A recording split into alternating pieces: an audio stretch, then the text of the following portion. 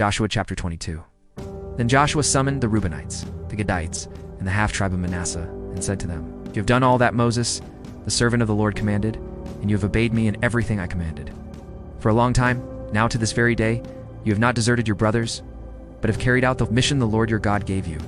Now that the Lord your God has given your brothers rest as he promised, return to your homes in the land that Moses, the servant of the Lord, gave you on the other side of the Jordan. But be very careful to keep the commandment and the law that Moses, the servant of the Lord, gave you, to love the Lord your God, to walk in all his ways, to obey his commands, to hold fast to him, and to serve him with all your heart and all your soul." Then Joshua blessed them and sent them away, and they went to their homes. To the half-tribe of Manasseh, Moses had given land in Bashan, and to the other half of the tribe, Joshua gave land on the west side of the Jordan with their brothers. When Joshua sent them home, blessed them, saying, "Return to your homes with your great wealth, with large herds of livestock, with silver, gold, bronze, and iron, and a great quantity of clothing, and divide with your brothers the plunder from your enemies." So the Reubenites, Gadites, and the half-tribe of Manasseh left the Israelites at Shiloh in Canaan to return to Gilead, their own land, which they had acquired in accordance with the command of the Lord through Moses.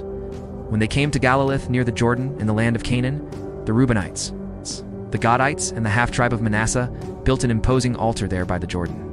And when the Israelites heard that they had built the altar on the border of Canaan at Geliloth near the Jordan on the Israelite side, the whole assembly of Israel gathered at Shiloh to go to war against them.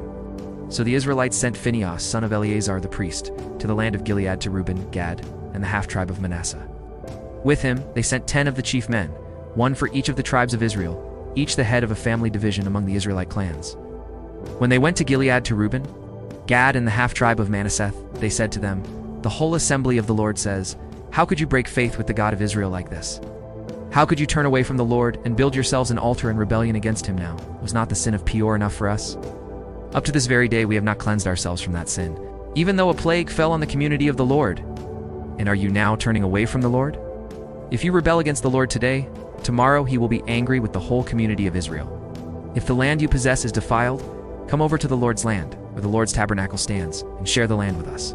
But do not rebel against the Lord or against us by building an altar for yourselves, other than the altar of the Lord our God. When Achan, son of Zerah, acted unfaithfully regarding the devoted things, did not wrath come upon the whole community of Israel?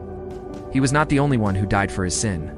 Then Reuben, Gad, and the half-tribe of Manasseh replied to the heads of the clans of Israel, "The mighty one, God, the Lord, the mighty one, God, the Lord, he knows, and let Israel know. If this has been in rebellion or disobedience to the Lord, do not spare us this day.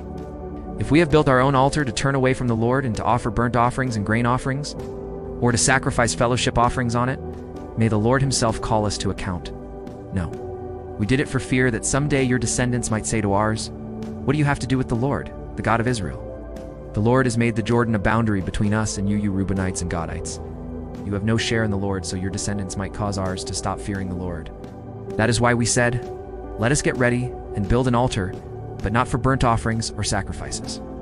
On the contrary, it is to be a witness between us and you and the generations that follow, that we will worship the Lord at his sanctuary with our burnt offerings, sacrifices, and fellowship offerings. Then in the future, your descendants will not be able to say to ours, 'You have no share in the Lord.' And we said, 'If they ever say this to us or to our descendants, we will answer, Look at the replica of the Lord's altar, which our fathers built, not for burnt offerings and sacrifices, but as a witness between us and you. Far be it from us to rebel against the Lord and turn away from him today by building an altar for burnt offerings, grain offerings, and sacrifices, other than the altar of the Lord our God that stands before his tabernacle." When Phinehas the priest and the leaders of the community, the heads of the clans of the Israelites, heard what Reuben, Gad, and Manasseh had to say, they were pleased. And Phinehas, son of Eleazar, the priest, said to Reuben, Gad, and Manasseh, "Today we know that the Lord is with us, because you have not acted unfaithfully toward the Lord in this matter. Now you have rescued the Israelites from the Lord's hand." Then Phinehas, son of Eleazar, the priest, and the leaders returned to Canaan from their meeting with the Reubenites and Gadites in Gilead and reported to the Israelites. They were glad to hear the report and praised God. And they talked no more about going to war against them to devastate the country where the Reubenites and the Gadites lived. And the Reubenites and the Gadites gave the altar this name, "A witness between us that the Lord is God."